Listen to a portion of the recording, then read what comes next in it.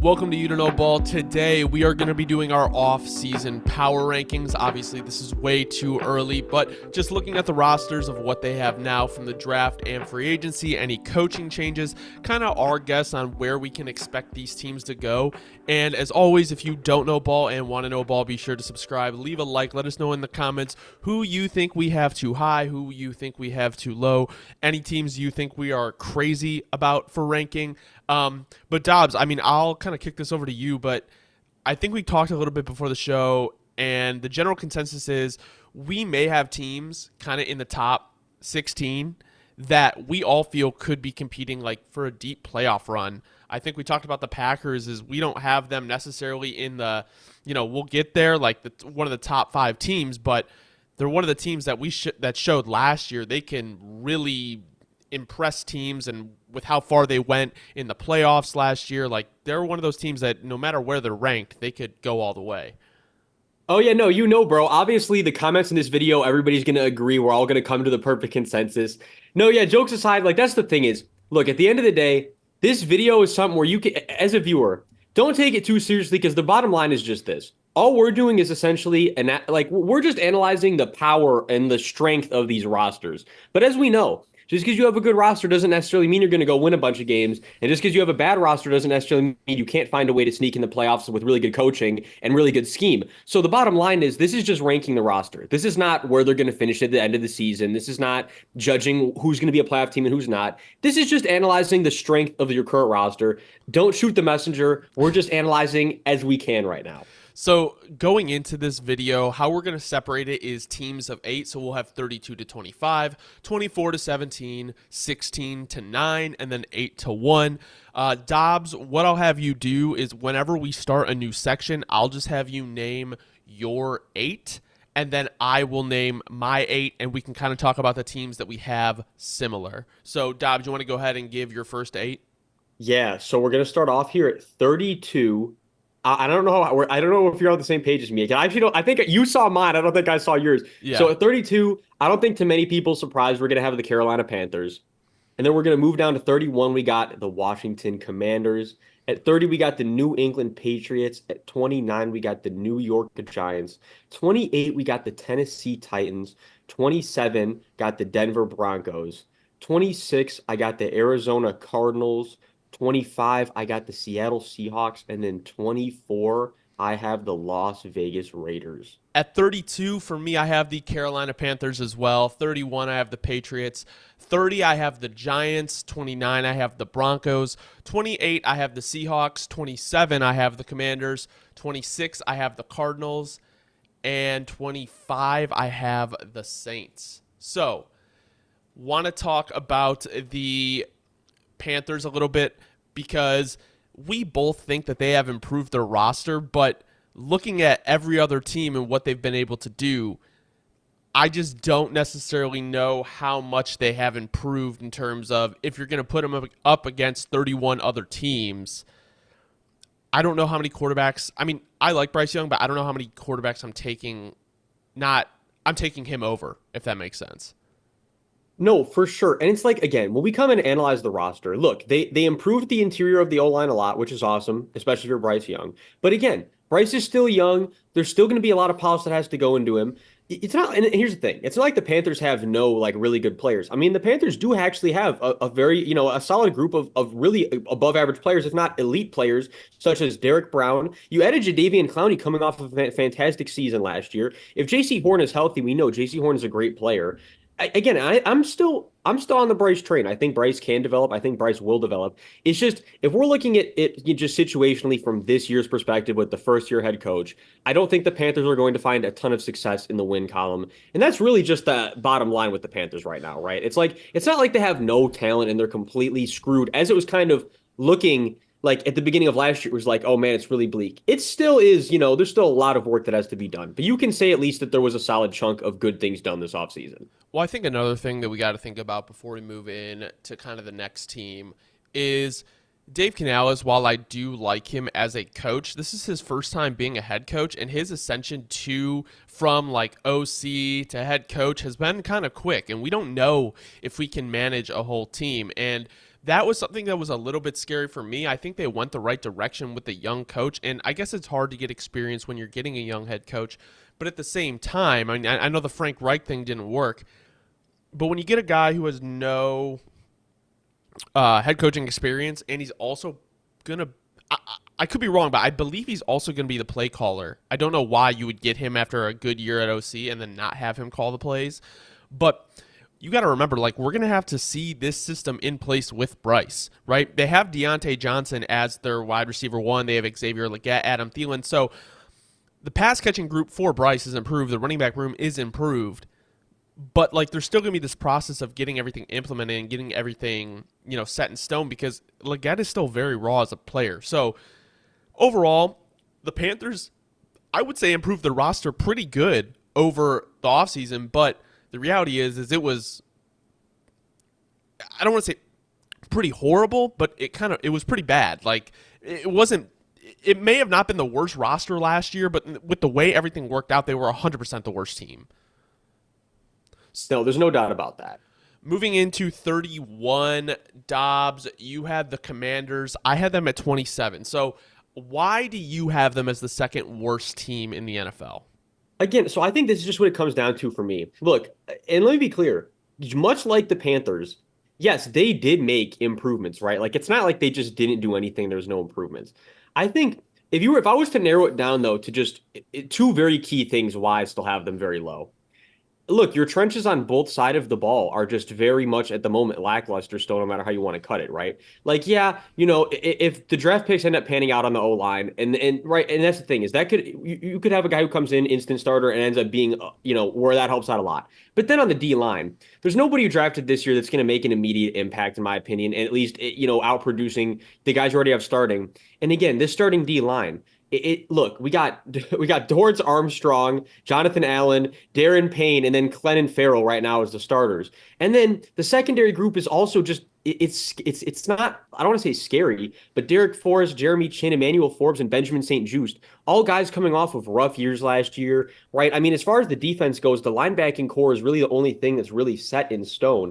And it's set in stone with Bobby Wagner, who's getting older. Frankie Louvu was a good pickup, but it just goes back to the trenches more than anything else for me with the Commanders, where when you have lackluster trenches, it's going to be really hard for you to kind of, move the needle and improve a lot. And yeah, Jaden Daniels, I do think was the right pick, even though I might, I don't know how, you actually don't feel the same about that. I think Jaden Daniels will grow, that this team will end up improving over the years. I just don't know how much improvement's going to be immediately this year with the way the trenches are set up. That's really just kind of how I look at them, bottom line. Well, I think it's funny because you're definitely higher on Jaden Daniels than I am, but I have the team much higher than you, and I think that has to do with Jaden Daniels. So I just think my thing with Jaden Daniels is I struggle to see like where he's going to develop into a top tier guy that is worth taking at number 2 overall.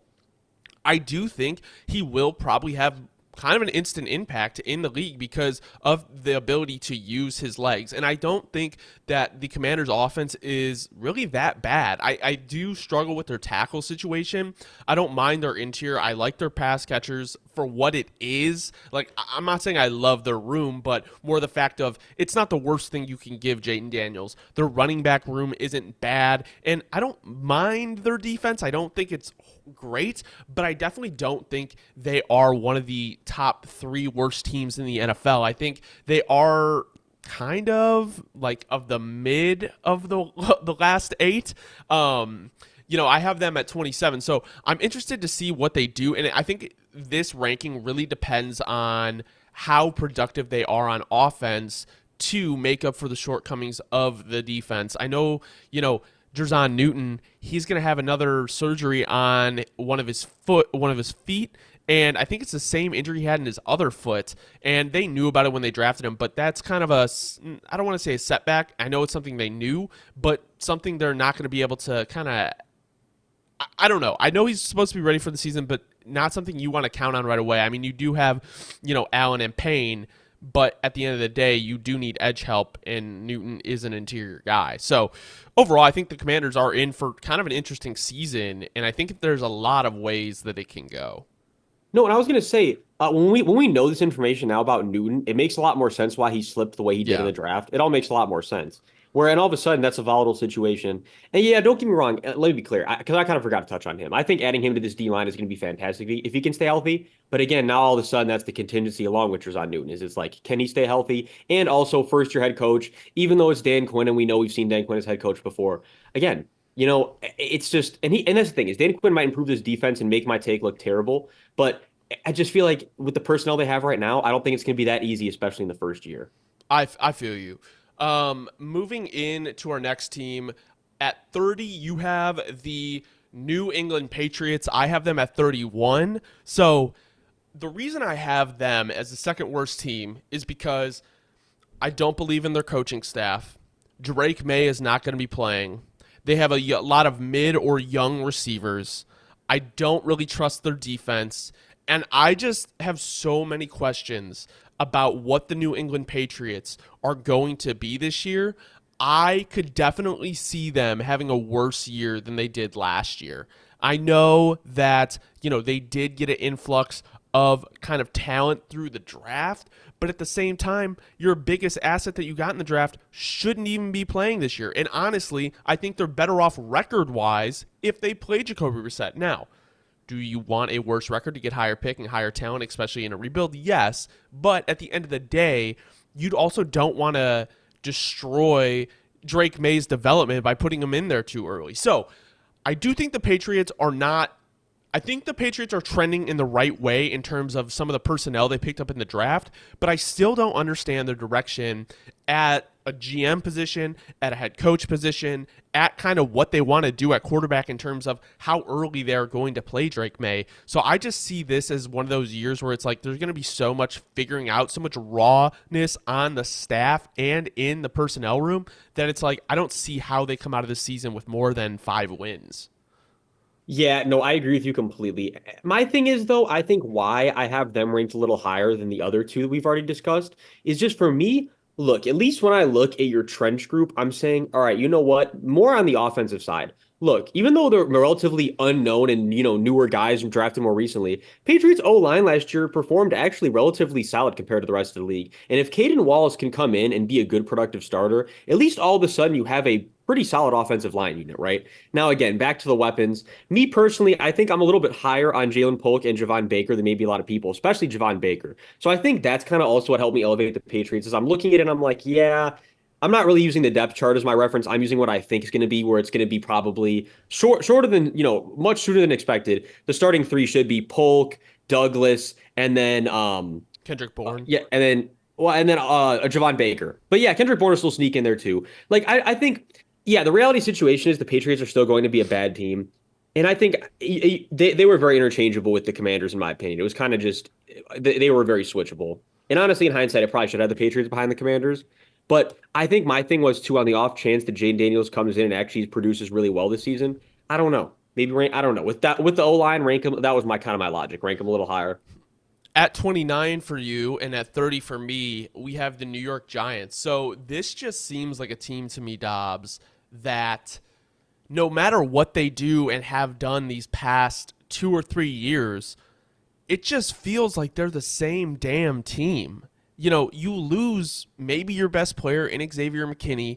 You extend Daniel Jones when everyone knew that wasn't the right position. And yeah, you get Malik Neighbors, who I love, and you have a stacked defensive line. But what are you really doing in games? Like, is there anybody on your team outside of Malik Neighbors on offense that scares you? You lost your best offensive weapon in Saquon Barkley. You still have Daniel Jones and Drew Lock in your quarterback room. And personally, I would run it with Drew Lock. So I just don't know what the direction of the Giants are at this point. And I fail to see how they come out better than they were last year, on offense at least. No, I think here's how I'm looking at the Giants. And this is really the only way I'm looking at them at this point.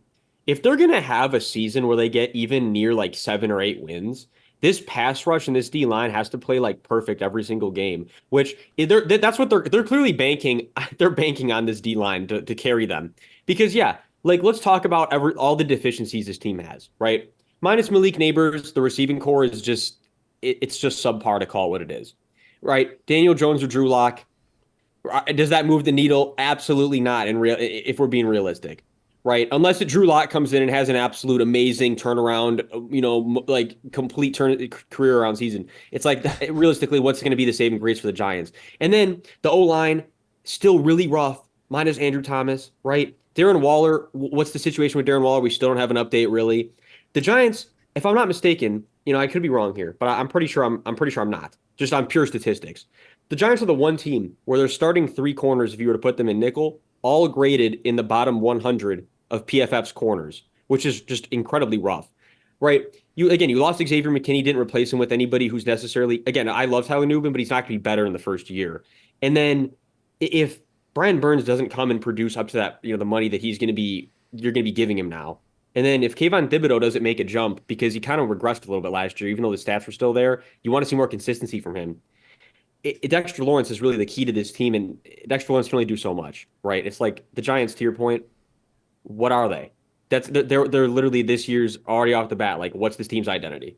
And I think that's going to be the case for them until they get rid of Daniel Jones or until they have a solid quarterback plan, which obviously, like, they weren't getting any of the quarterbacks in the second round. The top six were gone.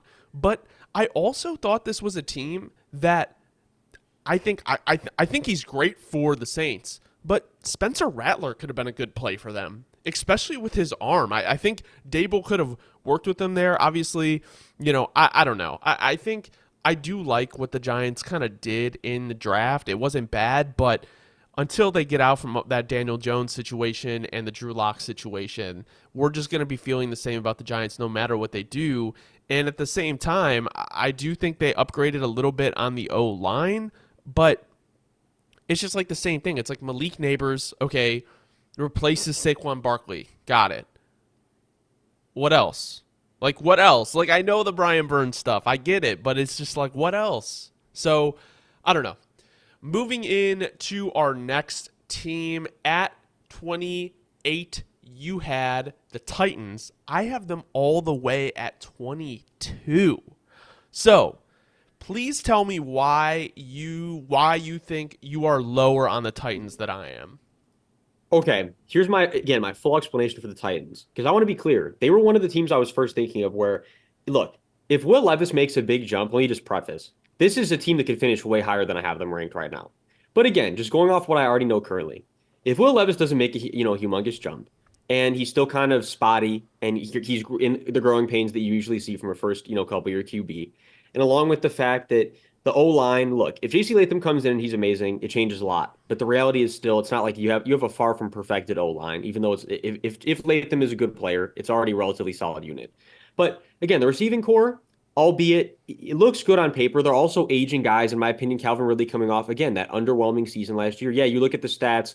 Yeah, he had over 1,000 yards, but the drops, just the inconsistencies, the fact that I still remember him as the pre-gambling Calvin Ridley. You want to see him get back to that form. Throw it all And on again, black. yeah, like the D line, if Devondre Sweat can come in and be an amazing player right away, it's going to help things out a lot. But if he's not, and he has to go through the growing pains that you expect too, it's like this D line is not going to be absolutely world beating off. They have a lot of solid guys, but it's not like anybody that's a world beater coming off this line. And Jeffrey Simmons, again, coming off of one of his worst years last year. You want to see Jeffrey Simmons have a better year this upcoming year. The cornerback room, yeah, you added help, but the linebacker core and the safety core is nothing amazing. Kenneth Murray. Yeah, it's like, yeah, exactly. That was one of the biggest head scratchers of free agency. I think my thing is, bro, more than anything, it's like, they have the tools to make somewhat of a run, but it's also like in that AFC South, it's going to be tough. I just feel like there's a lot of things going against them as opposed to things going for them. Yeah, so Especially with the first-year head coach on top of things. Okay, so I feel you on everything you said, and I agree because here's my thing. I have been a generational Titans hater. I have not liked the Titans ever since we were doing like football stuff with like Burbs, like from the start. Like I have just disliked the way they've done their things. And I've recently turned around though. Like I have recently changed my opinion on them.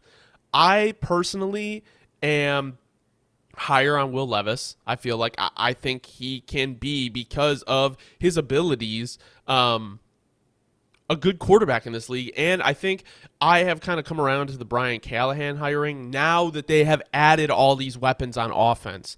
My issue with him is, okay, they're coming from a very, pass heavy team in the Bengals, and your top weapon is D Hop, an older D Hop, and you have Treylon Burks, who hasn't done shit. You add Calvin Ridley, you add Tyler Boyd, and now your top three is D Hop, Calvin Ridley, and Tyler Boyd. These are all proven veterans. These are all guys that can provide safety blankets for your offense and your young quarterback. Then you go out and get Tony Pollard, who's one of the best pass protecting backs in the league. Tajay Spears is a good player. You've upgraded your offensive line. J.C. Latham, Peter Skronsky, Lloyd Cushenberry. Obviously, they need to figure out that that right tackle spot badly, because it looks like they have J.C. Latham slotted at right, and then obviously, you got to fix a guard spot. With that being said, if Callahan can scheme this offense the way the Bengals have and improve, Will Levis, and prove that he is a franchise guy, regardless if this is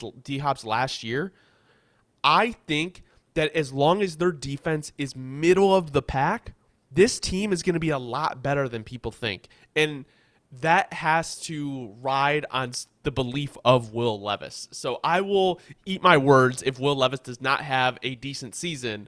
But I just think with the veteran pass catchers around him, I know they're all aging, but at the end of the day, these are guys. I mean, like Boyd was one of those free agent targets where it's like, not everyone is like, oh yeah, it's Tyler Boyd, but like any team that he went to was going to be a valuable addition for them. No, it's a great way to put Tyler Boyd, honestly. Yeah, I mean, overall, I think the Titans could. I mean, realistically, we'll do a whole nother show for what we think. The over-under record. So we'll do our record predictions because when the schedule comes out shortly, and then we'll also do our over-unders for wins based on draft or betting lines soon as well. But what do you think is kind of the record for the Titans this year? I know we don't know. We're not looking at the schedule. Just kind of a guess. Again, so for me, it could range anywhere from like 5 to 9. I think that's a good range. I think that's a very good range. All right, so moving into 27, you had the Denver Broncos. I had them at 29. So the reason I have them at 29, a little bit later than, the Commanders or the Titans, is because I do think that this team is going to be better than it was last year. I do really, really, really like Bo Nix. I think Bo Nix for Sean Payton was the perfect pairing if they weren't able to get Caleb Williams. With that being said, their wide receiver room is kind of disgusting. I do love the idea of pairing Troy Franklin with him. I like Audric Estime. The O-line could use some work. I don't love their defense. And I do think there is going to be this adjustment period for Bo Nix from college to the NFL, as there is for any quarterback. And getting adapted to the Sean Payton system, I know it's very complex. So I think this team has a chance to make the biggest jump from in 2025 to 2026. So next season. Like I think from this season to the next season, this team has a chance to make the biggest jump. I still think their roster is pretty bad. I think it's pretty bad. So with that being said, I do have them lower because I just don't see a very, very high ceiling for this team going into the year. Yeah, so I'm same as you, where it's like, look, I think I had them. If Sean Payton wasn't the coach, let me be clear about this. If Sean Payton wasn't the coach, I think the Broncos would have been like bottom 30. Like they would have been like really low on my list. Yeah, to me, they would have been just in front of the Panthers and Patriots. But I think too, the way that they kind of turned that defense around the second half of the season last year. Like it's a weird thing where it's like, yeah, they're in a very odd situation. Like their edge rusher situation is very odd, but they've been making it work. That's why I'm going to give credit where it's due. Like, look, the Broncos literally took basically like 2 interior backers, turned them into edge rushers over the last few years, and it ended up working out somehow. But again, obviously, is that what you're going to want long term? And are these going to be the guys that are going to be there probably in the future, necessarily without being depth pieces? Probably not. So you have a long way to go with the D line as far as I see it. The O-line, it's coming together a lot. Like the O-line's finally starting to come together a lot, but you still got to figure out the center. And I know Broncos fans might be thinking, I feel like you still have some work to do on the interior. And then again, I'm with you though. Bo Nix, I think, is going to have a great career on the Broncos specifically. I think that a lot of people, I don't care what you think about him from college. He fell to the perfect situation with Sean Payton. I think Sean Payton and him are going to actually be very productive together.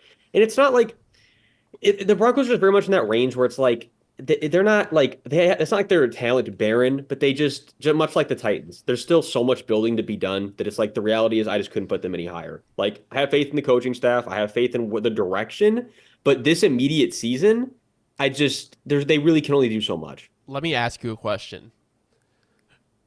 Who do you think was a better player coming out of college, Mac Jones or Bo Nix? I would say, okay, here's the thing. If I was able to see Bo Nix play with that Alabama receiving core, it could be a completely different story. Is that like a fair way to answer it? That's fair. The reason I ask is because obviously I think Bo Nix would have had more success in other systems than Mac Jones could have. I thought Mac Jones was the perfect kind of player for New England at that time, but it kind of is feeling like everyone's like, "Oh, Bo Nix, this was the perfect spot for him," and that's kind of how it felt with Mac Jones. And at the time, it felt true, but we saw long term that just didn't work. And regardless, I think a lot of that was out of Mac Jones' control. But I do truly think, and they're also, Sean Payne's an offensive coach, so it is a little different. But I just, as high as I am on Bo Nix, I also want to be weary that just because he is going to probably a system that is great for him, he is still like making that jump from college to the NFL, and there's no guarantee that he translates. But at the end of the day, I think we both are aware of that and like him.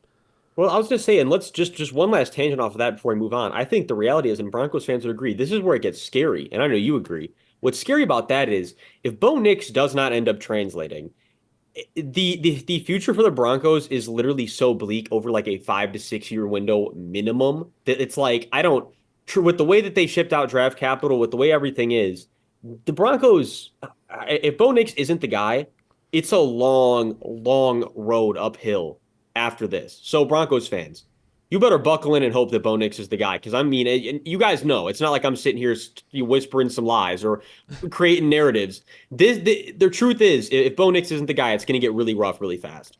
Moving in to 26, we have the Arizona Cardinals. We both had them at 26. I am fairly confident about this team in terms of what they can do this year. I just see like the progression in how they've built the roster, how they've built the culture, how everything has worked in Arizona over the last 2 years. And I don't know if there's a team where I'm as like a bottom team that I am as confused about of what their ceiling could be. Like, this strikes me as a team who, okay, they may be like weak on defense, but let's just say they get hot. Their offense is not bad. I think we were talking with Joseph the other day from the Cardinal Rule, and that was something that I was stuck on, is like this might be one of the most underrated offenses in the NFL. No, especially with what we were talking about with him about how Tip Ryman's going to be able to come in. They're going to be able to just run that thing. And then again, whether it's Marv and Michael Wilson or Marv and I didn't. It's funny. Zay Jones. The Dorch the Torch. I actually haven't heard that before that he told us that yesterday. I didn't know that was a Cardinals little. I didn't know I heard that it like his rookie year, but it's been a while. Yes, I didn't say, and obviously in those sets you would assume Michael Wilson if he's healthy on the outside. But regardless, you have good options, right? Like the thing is, to your point, I mean, if Jonah Williams comes back too, I think Jonah Williams is a big contingency. He's got to be able to stay healthy. Got to be able to have an improved season where he's really kind of that anchor for this O-line, and to an extent because you're still waiting on Paris Johnson to make that jump. But look, I'm with you 100%. This offense, if they run the ball, Kyler get the read option involved, use Marv when necessary. They can definitely be a sneaky good offense. Yeah, and what you're saying though, it goes back to the defense. I think if you're a Cardinals fan, you'd agree. You want Budda Baker to kind of make that resurgence this year, coming off kind of a rough year last year. I know Cardinals fans are excited about Mac Wilson coming over, getting that starting role, but at the same time, Mac Wilson coming off minimal snaps last year. It's kind of like it's hard to judge when good snaps, but minimal snaps. So it's always hard to judge a player coming out of that situation. And like we were talking about with Joseph, the D line has young guys with like you have hope in, but none of them are proven guys yet. So all that is very contingent on how they develop. I think we kind of ranked the Cardinals where we had to rank them. They could finish a lot better than this at the end of the year, But again, just with the information we have right now, I can't really put them any higher than we have them. Well, I also think a big thing for me is we saw them play last year, and regardless if they picked top four last year, we knew they were in every single game. And if that continues this year with an upgraded roster and Kyler Murray back the whole year with time to learn this system, I just don't see them being one of the worst teams in the NFL. To me, it's almost like anything's possible, but to me, it's one of the most least likely things that I would bet on happening this year. So moving on to our next team, you had the Seattle Seahawks at 25. I had them at 28. So I'll explain a little bit why I'm a little bit lower on them. We have a defensive-minded head coach coming in, who is his first year head coach. From what I understand, the situation with Geno isn't set in stone where they're feeling like, yeah, like Geno's our guy for the future. Like that was a Sean Carroll or Pete Carroll guy. Sean Carroll. You were Yeah. still thinking about Sean Payton Yeah. and Bo Nix. Yeah. So that was a Pete Carroll guy. And there's a reason they traded for Sam Howell. Now, I really like Sam Howell. I think he gets a lot of shit. When he actually had like a productive season, it's kind of like the Jameis Winston thing, where it's like, oh, he threw for 5,000 yards, but he threw for 33 touchdowns. But I'm like, okay, but how many quarterbacks have thrown for 5,000 yards? You know, like you did that. So if you can get the highs out of somebody and get rid of the lows, I know it's not something you can do with every single player, but at the end of the day, they do have a younger option, and I would not be surprised if Sam Howell ends up being the starter at some point this year. I don't necessarily believe this is Geno's team going forward. With that being said, I did like their draft class, but their free agency was kind of quiet. They let a lot of guys go, and I wonder if this is their way of doing a quiet rebuild. They're just kind of letting guys go, slowly bringing people in.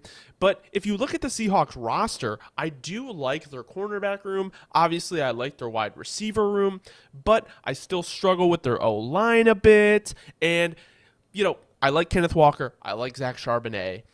But at the same time, I don't know how much I trust them to make like this huge impact on their offense. So I don't know if necessarily their offense is going to be, you know, issue necessarily, but they do have a new OC, and the new OC hasn't worked with Geno. So I don't know. Like there's a lot of uncertainty, and I just don't know how this staff is going to be. This team could outperform my ranking quite a bit.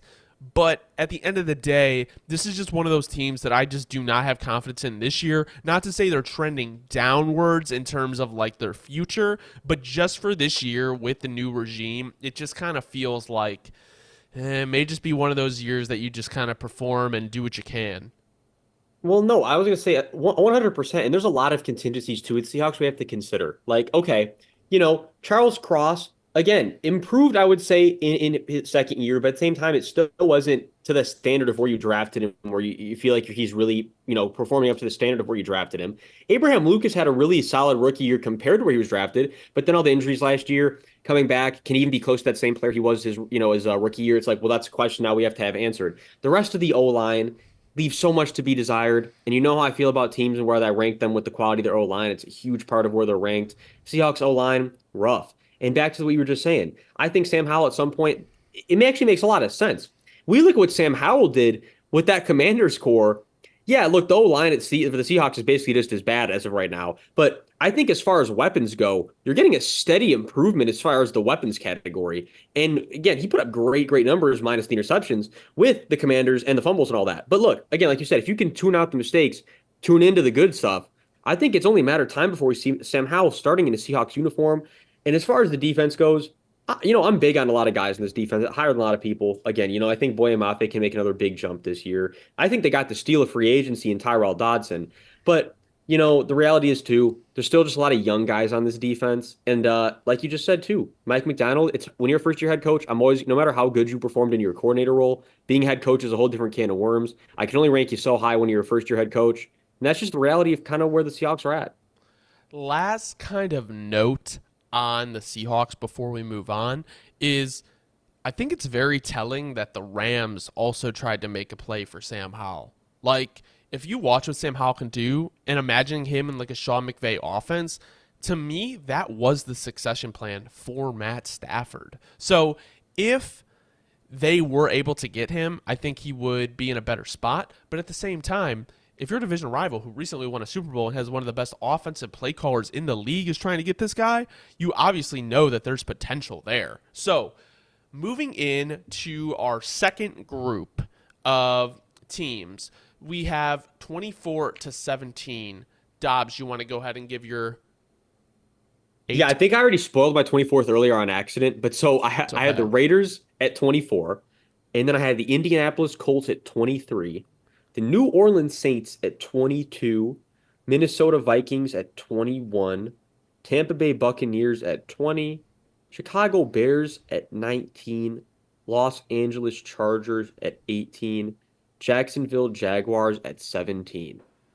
So I had the Raiders at 24, the Chargers at 23, the Titans at 22, the Bucks at 21, the Jags at 20, the Vikings at 19, the Dolphins at 18, and the Bears at 17. Yes, I'm a little bit higher on the Bears, of course. But with that being said, Not really by much though. Like yeah, honestly, that's yeah. very fair. Let's go ahead and talk about the Saints because I had them at 25. So, Dobbs, why are you? I mean, I think their offense or their team is a little bit confusing, and I don't really know what to expect this year, especially with the new OC. So, why do you feel like the Saints are the 22nd team in these power rankings for you?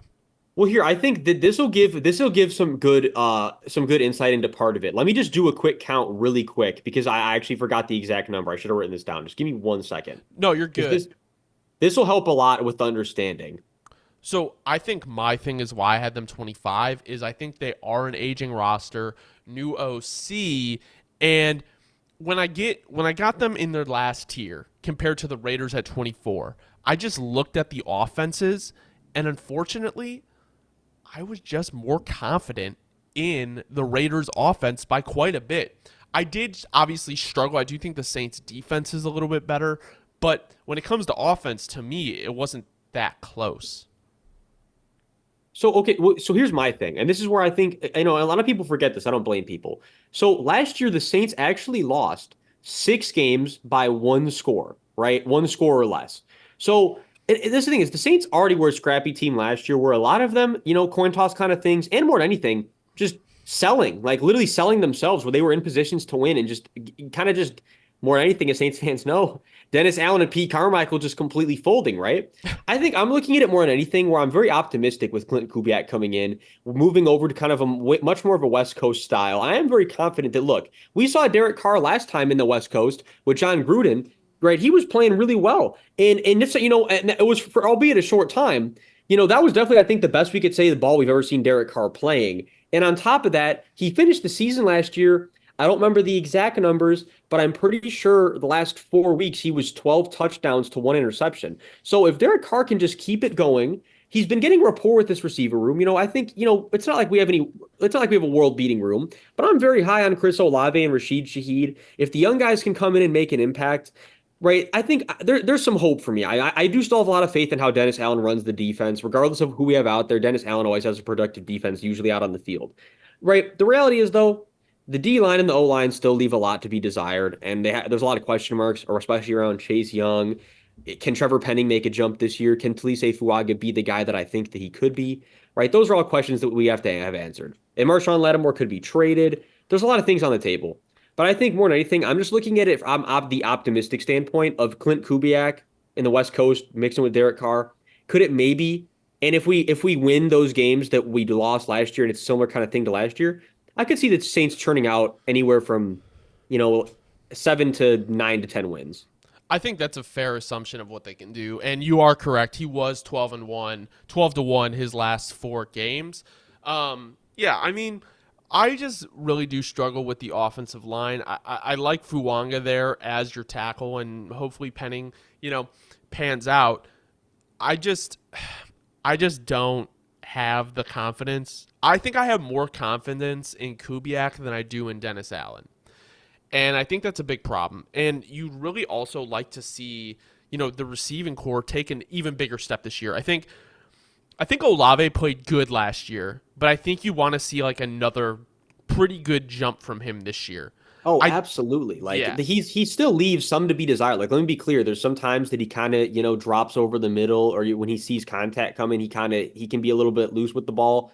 I'll tell you as a Saints fan, absolutely, bro. There's definitely still a jump that has to be made. He's a good receiver, but he's not in the great, elite tier yet. But I think you have a lot of potential with guys like A.T. Perry and Rashid Shaheed. Like those are guys that can take big jumps this year, and they aren't wide receiver ones, but they fall in line with Chris Olave, and they also have Equanimous St. Brown, who, regardless what you think of him a receiver, is probably one of the best run blocking receivers in the league. So it was a great addition.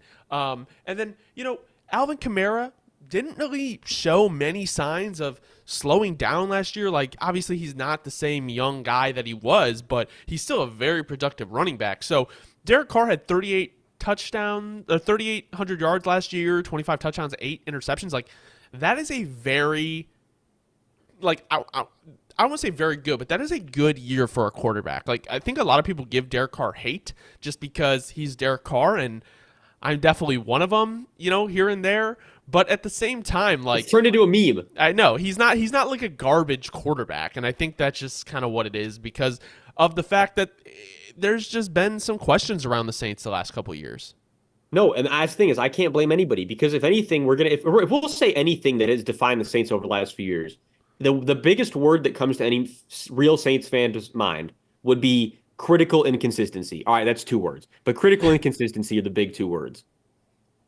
Moving into 24, we have the Las Vegas Raiders. Now, this may be one of the biggest wild cards here because we saw how they played with Antonio Pierce last year.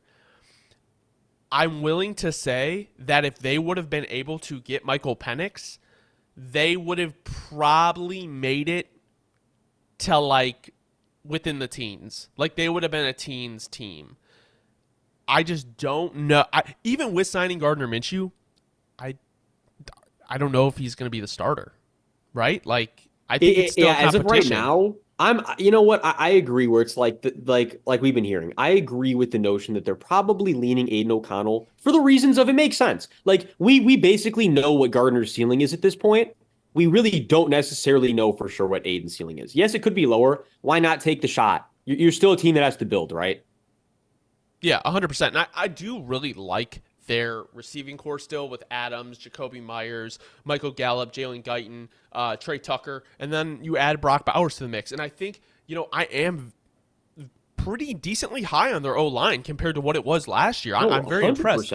Now, I will say a lot of it is contingent on the fact of can Zamir White be a very good running back for you because you are losing Josh Jacobs. We know how Antonio Pierce wants to play. They want to run the ball, right? They want to be an aggressive, mauling team, and I think you have that in your O-line, but I just don't know if I have the trust in Zamir White to be that guy. I know they drafted Dylan Laub. He's not really that power back, but I still think he can be a valuable addition to the team. I think he's going to be sneaky, bro. I think he's going to sneak his way to get a lot of reps. But that's beside the point. It's very possible. I mean, I'm not. I mean, I don't like Alexander Madison at all as a running back in the league, so I don't think he's going to be stealing This is storied along YDKB. This is YDKB lore at this point. We've been preaching that Alexander Madison was never a 1, and when they gave him the 1 spot last year, we were both like, what are they doing? And then we had a ton of Vikings fans be like, oh, he's fine. I'm like, well, that's why you traded for, oh my God, who was the guy? Cam Akers, who never worked out. Akers. Right, and I never understood the hype around him either. But I think the Raiders defense, they have a big, scary need at corner. And I think that's going to be the death of them because I do like – their linebacking core isn't bad. We saw them perform last year. They have a good defensive line. It could be stacked if they all pan out. But outside of the quarterback position, cornerback is another one that's really scary. And I think that's really what's going to hold back this team.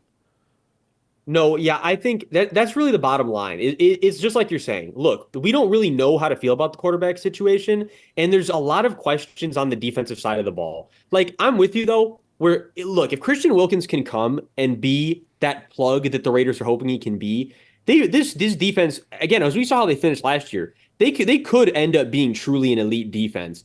But to your point, if he's not the guy that they paid him to be with the DB room that they currently have, it's so volatile. They could be the best defense in the league. They could finish anywhere around a midline defense. I think it matters so much how Christian Wilkins comes and fills that money that they spent on him, how much of a cap chunk he's taking up.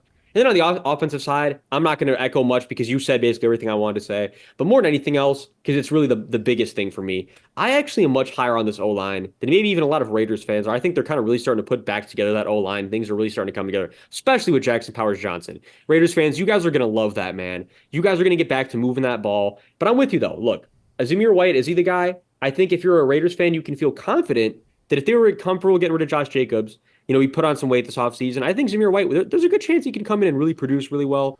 And at the same time, if not, look, Dylan Lobb, I'm pretty confident Dylan Lobb can come in and steal, solid number of carries. So, Well, something that I think is also very an interesting point before we move on is the Raiders really have or could have had a chance, in my opinion, if they got a quarterback to be second place in this division.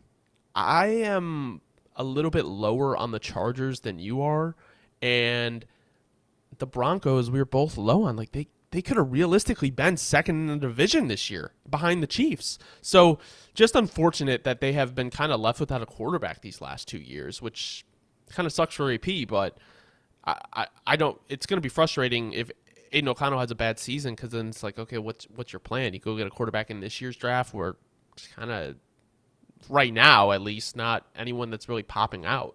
well, I'll say, and then all of a sudden, it's really rough because if just to add on, it's like if Aiden O'Connell doesn't develop this year, you got to move on to a whole new guy to pair with Devontae. Devontae's already getting far into that contract, getting older. Like, he have no rapport with the young guy. All of a sudden, there's a big reset on the receiving core. Yeah, you have Brock Bowers, but Brock Bowers also then not getting rapport with the new young guy. There's a lot of contingencies at place for the Raiders season.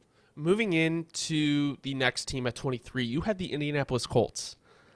I think this may be our biggest discrepancy because I had them at 14. I am very high on the Colts this year. So why don't you give kind of like why you think they're going to be a team that's there, and I'll kind of try to preach like the highs I have on them. Okay, no, here's my thing. Like for me, it's very simple, and it's not again. It's not even because let me be clear. Like I've said about a few other teams, this is one where I could be so far off base for the reason of look.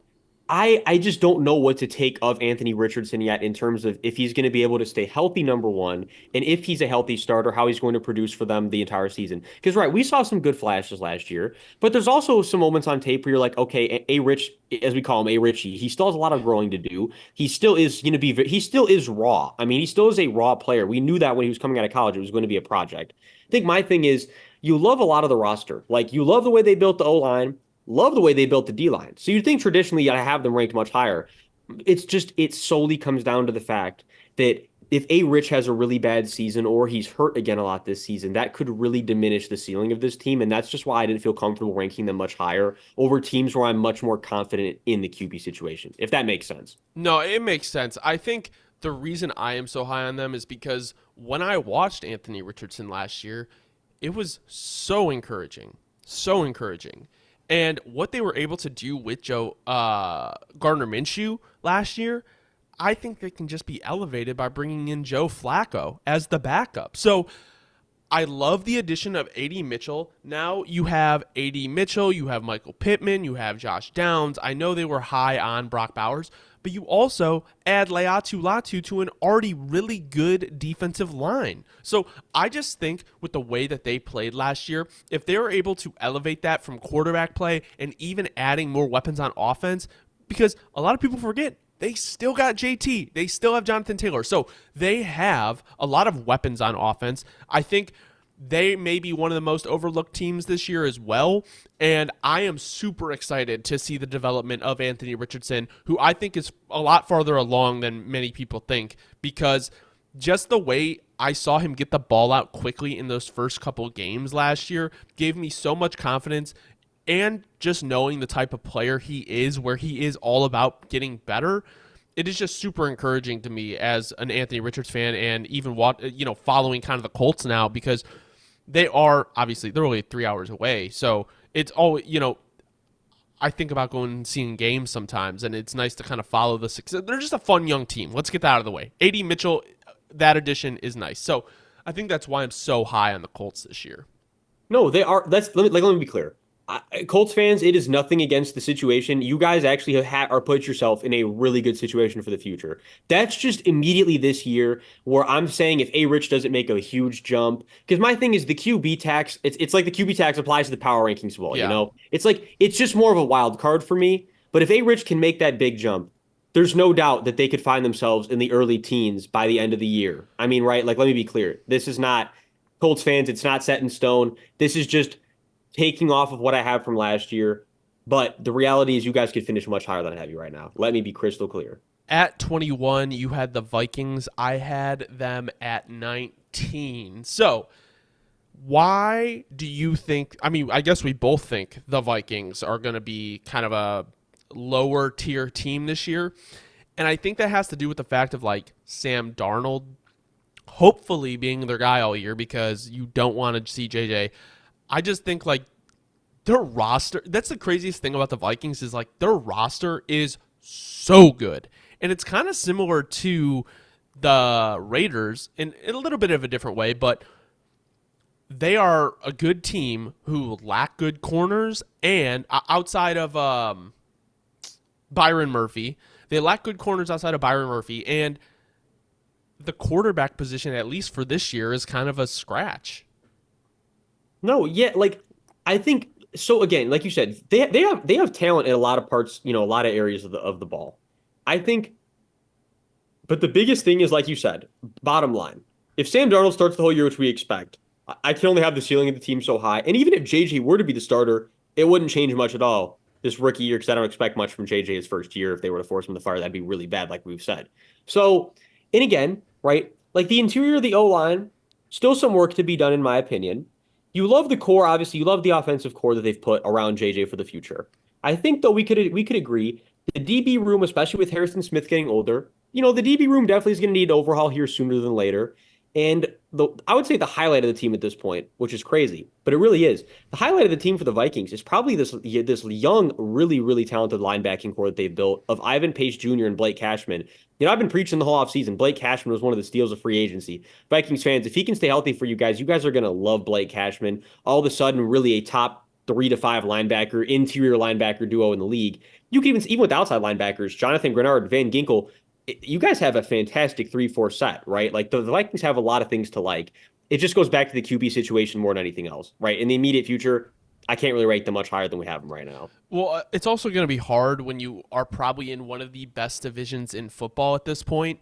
The NFC North is going to be a bloodbath. It's kind of not to the level of the AFC North, but it's just one of those divisions where it's like every week you're going to be, when you're playing a division rival, like there's no pushover games anymore. The Lions are a top 5 team in the NFL. The Packers have a great ascending young quarterback with a great play caller. The Bears have a young QB who hopefully can be the guy. Like every team in this division has a future going forward. Moving on to number 20, the Tampa Bay Buccaneers. I had them at 21. Yeah, this is a team that, in my opinion, is kind of weird because you're basically running it back. You've made some upgrades. Everyone's a little bit older. Baker has a new OC. We saw what he did last year. They won a playoff game. Todd Bowles is there. They're one of the teams to me that it just has so many question marks, not in terms of like positionally, but more of the fact of like, okay, what can this team do this year? No, 100%. Like that's the thing too is I think, and I look at it like this a lot where in a sense they kind of really overperformed last year. And we talked about this when they had their playoff run. It's like, well, is this a good thing or a bad thing long term? Like would having the better draft capital, would having Todd Bowles out early, would all that have been better for the long term? Right. Again, I don't know. That's going to be that's to be desired and or not to be desired, but to be found out in the future. Look, again, re-signing Antoine Winfield, humongous for the future of this team. We knew it was had to be coming sooner or later. Best safety in the league as of right now. Huge part of that Super Bowl run. It had to get done, right?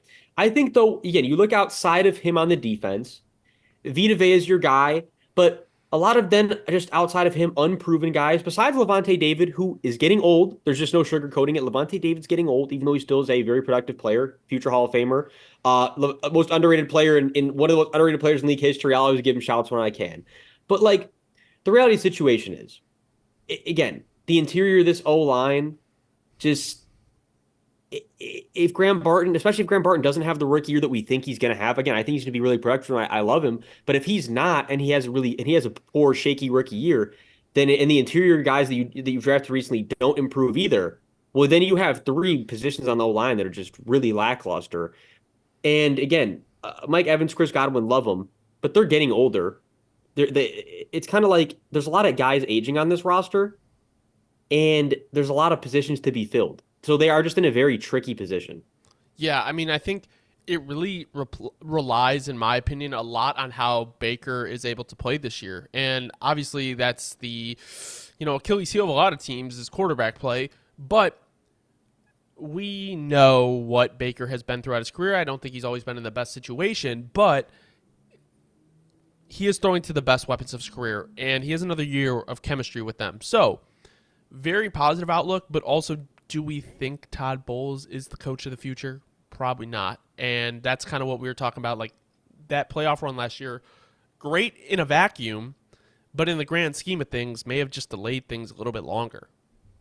Yeah, no, that's kind of exactly where I sit on them. That's exactly where I sit on them. Also, I have to correct myself. I said Levante David, future Hall of Famer. I meant to say future Ring of Honor. Honestly, if the committee wasn't more bogus or less bogus in throughout the years, he should have much more accolades. Should have been a future Hall of Famer. Definitely though, future Bucks Ring of Honor, Bucks legend. Had to give him a shout out. He always deserves it. Even though I'm a Saints fan, that's how you know you're a real great player if I'm willing to shout out a rival. At number 19, you had the Chicago Bears. I had them at 17, so kind of a similar place. Yeah, Dobbs, why don't you give me your feelings on this and then I'll follow it up. Okay, so I think the Bears I could actually summarize as one of the easiest summaries of any of the teams. The Bears could very much completely outperform where I have them at right now. And then also on that same token though, they could also perform slightly less where there's still some growing pains and there's got it right. It's still a young team. Maybe a little. They're very much in a weird range where they could very much outperform this, but they also could underperform it. I can see both things happening. Even though I do lean towards the outperforming it. But again, with as high as I am, if you've been listening, you know how high I'm on Caleb Williams. I'm so high on Caleb Williams, it's ridiculous. I'm incredibly high on Romo Odunze. So to put it short, I'm very high on this offense. And then, right, Eberflus had this defense performing really well towards the second half last year. The defense was really coming together. If Caleb is the guy I think he is, and if Flus keeps this defense moving how it was moving, they could very well finish much higher than this. But again, just when you're a rookie, no matter how high I am on you, no matter how much I love you, I feel like it would be doing a disservice ranking them higher than other guys that I know that have been proven. I already know what to expect from them. So that's really just the bottom line.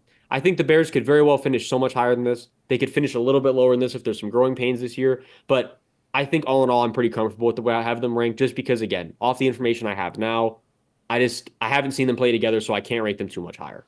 Yeah, so I think my thing is, I think we're around the same thing, is they could definitely outperform it. The biggest issue with them is still their second edge rusher, who hopefully Austin Booker can be that guy. I still think they add a vet in the kind of late free agency market. But also, I really do hope the center they took panned out, because that has been a issue for them for the last couple years. And their O-line is okay. It definitely needs improvements. But overall, this is probably the best situation a number one overall pick has ever gone to. And we have one of the top receiving cores in the league. So very, very good. But, we talk about teams, what drives the best teams in the league? Trenches, right? The Bears have one of the best receiving cores, probably one of the best secondaries in the league, one of the best linebacking cores, in my opinion.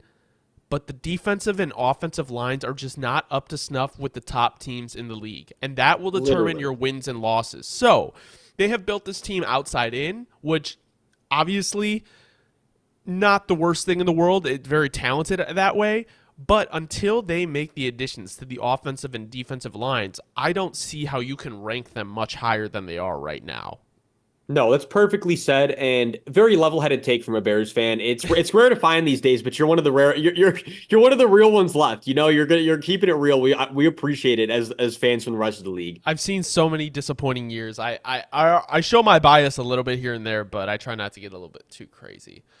Number 18, you had the Los Angeles Chargers. I had them at 23. So why, after losing two of his top receivers and kind of letting people walk in free agency, are you so high on the Chargers?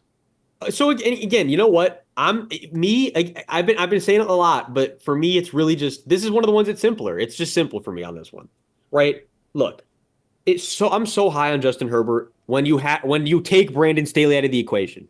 Like if you've been listening, for a longer than a year, you know what my feelings on Brandon Staley and how I do truly believe this man was the literal wrench in the cog that was just absolutely breaking the Chargers machine, right? Like, I think not only is this defense going to be much improved despite despite any losses that might have happened, despite any changes that have happened, I think this defense will be better without Staley. On top of that, look, you add Joe Alt to the O-line. I think Joe Alt's going to be fantastic. Even though the right tackle thing, look, I think Joe Alt's going to be fantastic. And we've seen big more than anything. It's one of the weird ones where this is the one team I'm going to say this for. But we've seen what Jim Harbaugh does when he comes into situations. Like, he just changes the culture. I am very much under the belief that he's going to be able to completely shift the culture of this team very quickly. Despite the fact that, yes, they don't have all the talent in the world on the roster, I think he will get a lot of guys to perform much better than they performed last year. A lot of these young guys that they have on the O-line to make big jumps to actually perform up to where they were drafted. And if they can do that and run the ball how I believe that they plan to run it with Greg Roman, I think this team can be a much better team than people expect. So this is where I have an issue with it. Greg Roman is the OC. Like, I do think their line is a little bit away. I love their tackles, and, like, I don't hate Corey Linsley. But I will say this. There's a reason that Lamar Jackson wanted Greg Roman out of town. There's a reason why wide receivers hate playing in Greg Roman's system. With being as talented as Justin Herbert is, I just struggle to see his potential played out in a system like this. Now, I do think that if they're able to open up the run game, something that they have not been great at the last couple of years, that it'll make Justin Herbert really, really good because you're going to have to keep the defense honest with the run game. With that being said, I don't have much confidence in the receiving core. And Khalil Mack and Joey Bosa are getting older. And you have Derwin James, but then it's like Asante Samuel Jr. is okay. You have Alohi Gilman, Denzel Perryman, Poona Ford. I don't see it on defense. And I think they're still a year away from what they need to do on offense to make this thing work. So that's why I think I'm so low on the Chargers this year. No, and I completely understand. Again, like I'm saying, for me, I'm leaning much more into Jim Harbaugh than anything else in terms of just like where I have them ranked. But if you were to ask me, do I expect them to be a playoff team this year? It still is no. And they still, to your point, they still have a lot of growing to do. I just think they could be one of those teams that really outperforms the roster strength just because of coaching. I understand. I think Jim Harbaugh is going to be a great coach for them. And I will say, though, I think they may finish last in the AFC West this year. Ooh, see, that's gonna be we're gonna have to come back to this because that's either gonna be a fire take or it's gonna be we're gonna have to come back to it. That's either fire or it's gonna age like some milk on the patio. We're gonna have to come back to that one. Oh, I'm sure. We'll see some age like milk takes in the comments. Yeah. Oh no, you know what? There's always at least 5 to 10 every year. There has to be. So at number 17, you had the Jacksonville Jaguars. I had them at number 20. My issue with the Jaguars is I just don't know what the fuck they're actually doing. And Gabe Davis as your kind of wide receiver 2 is okay, but we kind of saw what that was in Is it okay? Buffalo. I mean, he's the wide receiver 3, I guess. Like it's just my thing is you have Christian Kirk, Brian Thomas Jr., and Gabe Davis. Yes, I think Brian Thomas Jr. obviously has the highest ceiling out of anyone in that room. but I don't know if you command him to be that wide receiver one right away if you're going to get the results. I think he can eventually be that, but in a room where you have talent that's so close, honestly, the wide receiver one to me is Evan Ingram, even though he's a tight end. Oh, no, literally. I just don't. I like the Eric Armstead addition. You re-sign Josh Allen, but I just don't see in an AFC that is so competitive what they did in the offseason to move themselves ahead of other teams. And I think that is my main issue with Jacksonville. No, yeah, you're spot on. And this, again, it's like, could they be a playoff team? Yes, like they could very much be a playoff team, turn around a couple of those close games last year. Like, if they do that, yes, they could still be a playoff team. Yeah, it's like, I don't want to sit here and say I'm like low on the Jaguars because I'm not low on them. With Doug Peterson, it's like there's hope, like they could definitely really turn things around and they could make this work. But I think like the guys they added on the interior and the re-signs that they made, it's like I just wasn't a big fan of what they did with the O-line, especially when you have Trevor Lawrence, you have to protect. Yeah, it's well documented how I feel about Gabe Davis at this point. I won't even harp. I'm done harping until the season comes along. And again, with Brian Thomas on the outside, having a win right away, very likely against team's best corners. I don't know. It could totally work out. It could hinder him. The D line, you got some studs. You also have questions along the D line as well. Great linebacking core, that's for sure. This is also one of these teams where, like we were talking about, much like the Vikings, you have a great interior linebacker core. But the DB room is nothing amazing. Again, I'll say this: if Antonio Johnson can come and have another good year and play, solid, even though he didn't have a lot of snaps last year, he's going to be probably getting a starting role this year. If he can come in, play well again this year, the DB room is still it's improving, it's getting better, but it still leaves room to be desired. And that's the thing is, I guess the bottom line is you could look at this roster and say, yeah, they have some really good pieces, but they still have a lot to be desired. I think it's kind of just the Jags' bottom line. So, moving in to our next group of 8, Dobbs, you want to list off 16 to 9? Yes, sir. All right, at 16, I have the Atlanta Falcons. At 15, I have the Pittsburgh Steelers. 14, I have the Los Angeles Rams. At 13, I have the Green Bay Packers. Number 12, I have the Buffalo Bills. At number 11, I have the Cleveland Browns. 10, I have the Cincinnati Bengals. And then to finish off this group, at number 9, I have the New York Jets. 16, I have the Steelers. 15, I have the Cowboys. 14, I have the Colts. We already talked about them. 13, I have the Packers. 12, I have the Falcons. 11, I have the Browns. 10, I have the Bills. And 9, I have the Jets as well. So let's talk about the Falcons first. Why do you have them at 16? So I think for the Falcons, it's just like, again, look, they're one of these teams that would be so clear. No, this is not. I can already hear the comments. This is not, no NFC South bias, anything along those lines. No, absolutely not. I think what it really is for me is it's like, look, Kirk. Yes, if Kirk can come in and have another good season, there's no doubt that this is going to be a much improved team and all. But again, when QBs are coming off of a big injury like that, there's always question marks that have to be in place. If Kirk comes back not as healthy, not playing to that same standard we saw him playing in Minnesota, well, all of a sudden, the improvement that we thought we might see from this team could definitely be a lot lower than we expected.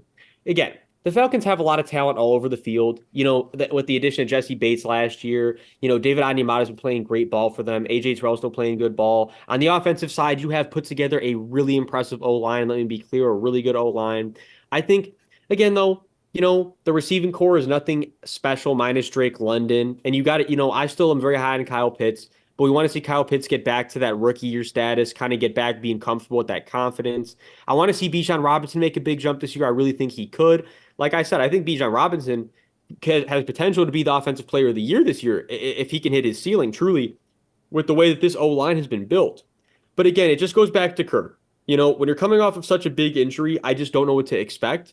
And as I said, I'm big on QB tax. I felt like knowing that Kirk could come back shakier, injured, you might have to rely on Penix at some points this season. I just didn't know. It's kind of like I just felt more comfortable leaving them middle of the pack than moving them higher, if that makes sense. No, I feel you. And I mean, I only have them at 12. To me, they're not a top 10 team. And because I just worry so much about that defensive line. Like, that is really like what the make or break is for me. I do think they're loaded on offense. do I think they probably could have used like a high priced or a mid high priced wide receiver too? Like I like Mooney. I really do like Mooney, and I think he's very good. But I do think as number 3, he could truly excel. I like their running back room. Obviously, we talked about the O-line. There's just, in my opinion, so many variables that go along with this team while they're also such a talented roster that, like you said, it's hard to put them in that first tier of teams. So I don't really know if there's much to speak about here other than the fact of, like, they're a really good team. They need to prove that they can be a top team in the NFL. They have the roster for it, and we just need to see it play out. No, that's literally the bottom line is again, they could totally outperform where I have them, even where you have them, but it also could be a little bit worse. It's kind of like we were just saying about the Bears. Yeah, 100%. Number 15, you had the Steelers. I had them at 16. Yeah, I mean, I think they had probably one of the best draft classes, if not the best draft class outside the Eagles this year. I think they have completely revamped their offensive line, and I think that was the biggest thing. Now, where I struggle with them, and I know you'll probably feel the same way, is their receiving core. Because, you have an older Russ, you have a Justin Fields as a backup. So regardless of whoever you play, your wide receiver 1 is George Pickens, who I don't know if he can be like a dedicated one. I think he's more of like a A1, or 1A, 1B type of guy where he can play with another guy. But if he's going to demand attention from the top corners every single week, and you don't really have to worry about Van Jefferson, Roman Wilson, Scotty Miller, Calvin Austin, I think that's just a pretty bad situation for any quarterback to go into. And if it was any quarterback outside of Russ or Bryce, or oh my God, I'm getting tongue twisted, Russ or Justin Fields, I think like imagine if this was Bryce Young's receiving core, what would we be saying? No, exactly. Like, I think, again, when you look at the Steelers' defense, just for starters, it's like, yeah, the Steelers have to be ranked somewhat high. I mean, this defense is still an elite unit. They still have so many positions that have groups that are really filled out and really have an identity to them. Even the O-line now. What I want to say is, I just love what the Steelers are doing in terms of, like, not only did they draft the 3 offensive linemen early, and it's like, oh yeah, no, that's the future. No, they are literally already the starters on the depth chart. They're not like pussyfooting around it like a lot of these other teams. Like he's maybe no. They're like, these are the starters. We are revamping the way we play. We are going power. We are going to have powerful guys all over this line. And if you remember, I've been saying the whole pre-draft process and draft process, like Mason McCormick is one of those guys where, yeah, coming from the FCS, instead of the FBS, it's like, I think he's one of those guys that could totally make the transition and be a productive starter even from day one. He fell to the perfect situation in Pittsburgh. Yeah, 3 rookies starting is not necessarily the ideal situation, but on the other side of it, you have 3 guys that are going to be growing, learning together, and starting to form a bond together where if they end up all producing and being guys for you, those are all guys in a rookie contract. You have to love that if you're the Steelers.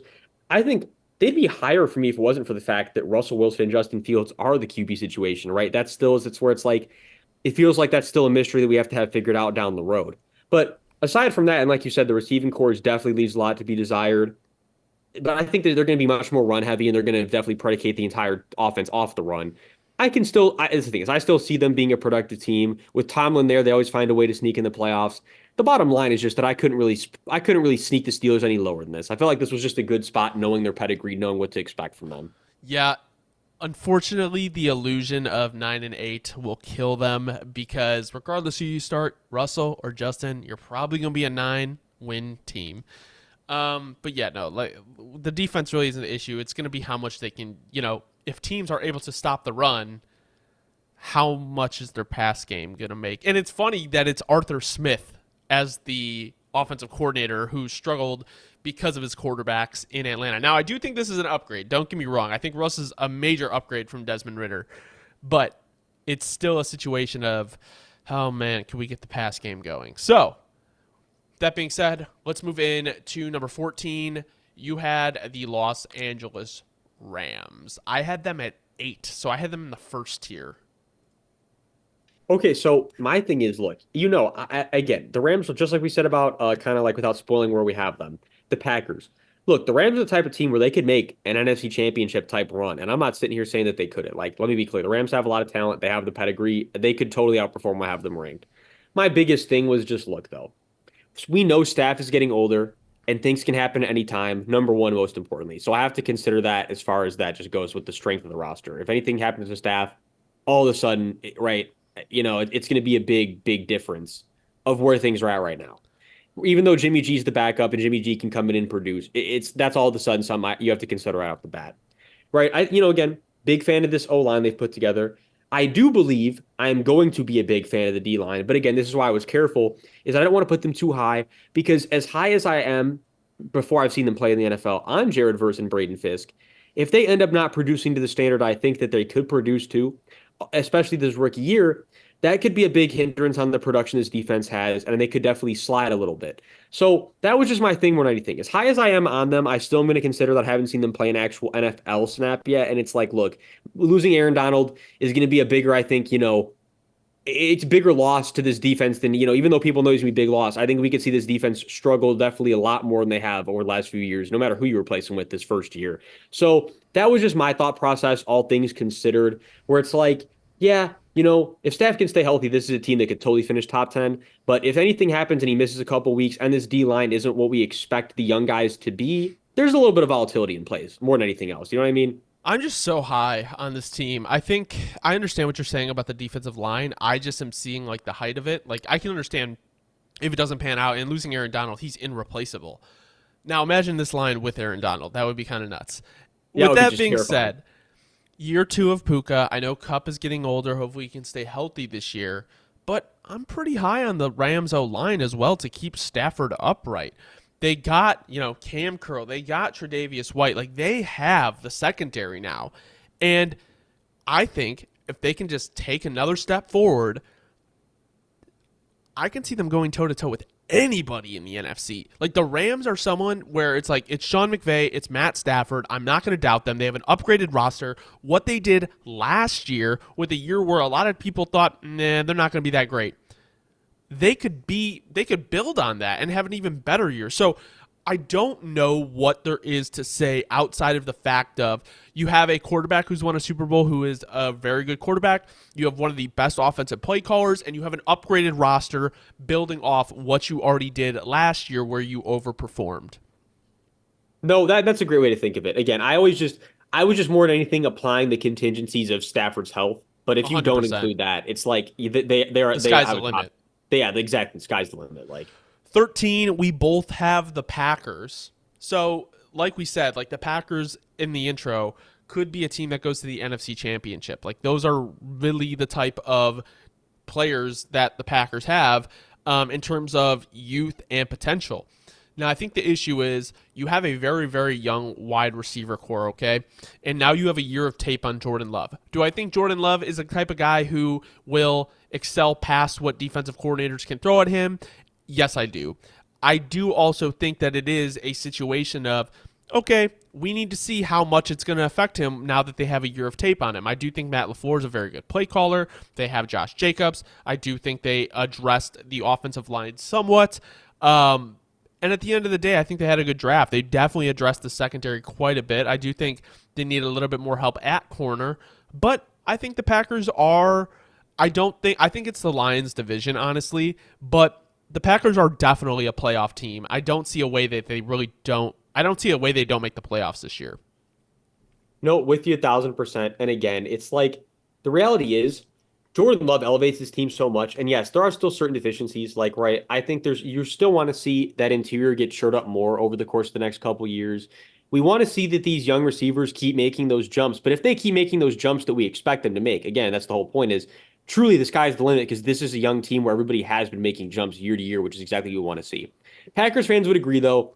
Biggest room of concern or area of concern at the moment. The cornerback room, I think definitely is still going to be something that has to be addressed heavily throughout the next few years. But again, they make it work schematically as much as they can. They figure it out, and it's kind of just been the Packers' MO. I think you got to love also adding Edgerrin Cooper Oh my God. That's alongside such Quay a good, Walker is yeah. I think going to be a playmaker from day one. Again, Even Also with Javon Bullard Xavier, next to McKinney. yeah, I was gonna say with Xavier McKinney and then Javon Bullard. If Javon Bullard can be the player I think he could be, especially in this rookie year, all of a sudden Packers defense is really, really coming together. It really just comes down more to just there's still a few spots in this interior that are gonna need to be filled out over the next couple of years, but it's definitely not the end all be all. Packers clearly showed last year, even without Jordan Morgan, that they can compete. Adding Jordan Morgan to the line, I love Jordan Morgan. I mean, I think again, Packers could totally outperform where I have them at. They could be a little bit behind it. But I think regardless, I'm with you that at the bottom of the totem pole, even if they finish their lowest, I think they're still a wild card team in the playoffs. Unfortunately, they are a forever competent team for me. Moving in to number 12, you had the Buffalo Bills. I had them at 10. I just think Josh Allen automatically makes the team a top 10 team. I think they did lose quite a bit, and I'm really interested to see how their offense works. I think James Cook is probably going to be a lot more of a focal point, and the run game is going to be a lot more of a focal point. But losing Stephon Diggs and then making Keon Coleman your X right away, I just don't know if he's ready to be that. And I think, they have Dalton Kincaid, they have Curtis Samuel. This team is just very confusing to me on how the offense is going to look. But I do still think just because of the fact of Josh Allen is Josh Allen, that you really can't put them outside the top 10 or 12. No, that's exactly where I stand too. Like, and again, there's definitely a lot of questions about the O line, but as we've seen with Josh, again, it's just like you're saying with Josh, and if you use PFF as a reference, he's coming off as the highest graded year of his career or highest career of whatever of his, Yeah. I think I said it right the first time. Highest grade of his Highest career. graded year of his career. Also the highest graded quarterback in the league last year. It's not like I'm saying Dr. Seuss rhymes. I'm getting tongue tied like you were earlier. But the thing, bottom line is, look, with Josh Allen, I can't rank you much lower than 12, 13, 14. You're going to be a playoff team. They're going to figure it out. I think no matter what the situation is with Keon Coleman, maybe they'll end up moving him around, big slotting him. I think that he will figure out a role with Josh Allen. And I'm definitely still very much on the side that this defense is going to keep, they're going to figure it out. Like, yeah, you lost some key guys last year, but right. They always figured out with the linebackers, and there's still a lot of good, there's still some pieces on this D line. Like Daquan Jones, come back, be healthy this year. You still have Daquan Jones, Greg Rousseau turning into one of the best, if not, I don't want to say the best, but I'll say a top 15, top 20 edge in the league, a guy who can do it all, stop the run, be the pass rusher I expected to be coming out of Miami a few years ago. Von Miller, if we can see a Von Miller resurgence, all of a sudden this D line is really coming to life, as we know. Ed Oliver, we know about Ed Oliver. Not coming off the best year last year necessarily, but still a guy with super high upside that can turn on any moment. You have a great D-back room in terms of corners. Like, you have fantastic cornerback room. The Bills still have pieces. They have Josh Allen. The Bills will still be competing, I think is the best way to look at it. Yeah, Chase Claypool, man, he's going to be competing for wide receiver 6. I don't even know if he's going to make the roster, honestly, but yeah, I don't know. The Bills are just one of those teams that you can't cut out. It's going to be like kind of like, I don't want to compare them to like Patrick Mahomes because Patrick Mahomes has 3 rings, but it's just one of those teams where it's like, okay, well, they have one of the best quarterbacks in the league. So, and we know how much, success hinges on quarterback play. So at number 11, we both have the Browns. This is a team that is very talented, and if Deshaun Watson comes in and plays even top 15 football, to me, they're a top 8 team in the league. No, that's 1,000% agreed upon. I think we would agree right off the bat, like the biggest thing, and that's what you think the contingency of why we have them lower than probably we would have had them before, and even like last year, is just it's a point now where we don't know what to expect from Deshaun. Like, Deshaun's got to step in there and show us that he can get back to that old form. Because truthfully, especially from the bipartisan perspective, it's starting to get a little bit more shaky where it was like, at first I was riding heavy where I was like, look, man, I don't know. I'm not going to talk about anything off the field. I'm not, just going to say, as far as Deshaun was on the field, I thought he could get back to being that same guy. Well, all of a sudden, after last year with the injuries and everything, it's like, is he going to be able to get back to being that same guy? A lot of questions around that situation now. But outside of him, you got to love the O-line. You got to love the D-line. You love the D-back room. You love the linebacking core. There's a lot of good things about the Browns, right? Like, the Browns are a very stacked out team. the bottom line just comes down to Deshaun. It comes back to also hopefully Nick Chubb's able to come back, be healthy again, and actually bounce back. Prayers for him. He's been through a lot of serious injuries. So it's an uphill battle for Nick Chubb. My biggest thing too, though, is like I just to pair with Deshaun, I'm really not that high on this receiving core. Jerry Judy's kind of a jaded where people view very different about him. I'm one of the guys on the side of like I'm not really on the Judy train. I think that was a massive overpay. I think it was kind of a waste of resources. And yeah, I like Amari. I like Amari. He's definitely one of the better receivers in the league, but just by his lonely, how much is Amari and Deshaun going to do? I think there's still, and again, I love Njoku also. Njoku's coming off a great season, but it just goes back to Deshaun too. Like, how much do they elevate Deshaun? How much does Deshaun elevate them? That's the biggest area of concern with this team. Well, they are definitely never giving out a fully guaranteed contract ever again. And I think after this year, if the Browns do not kind of make that push, it's so frustrating because the Browns are definitely one of the best rosters in the NFL. And if they can't make a push this year, I do think the pressure, like this is one of the, I think everyone knows that the Browns have to make like a Super Bowl run, but it feels like kind of under the radar right now. Whereas if they don't get to the chip this year, the NFC Championship, or you mean AFC Championship, I feel like all of a sudden there's going to be like, okay, the Browns have to do something now or else it's the whole experiment is fucked. So with that being said, I really hope Nick Chubb can come back. I do think the Judy thing, I agree with you, was an overpay. I think their defense is so stacked that it's like it'll compensate a lot for that.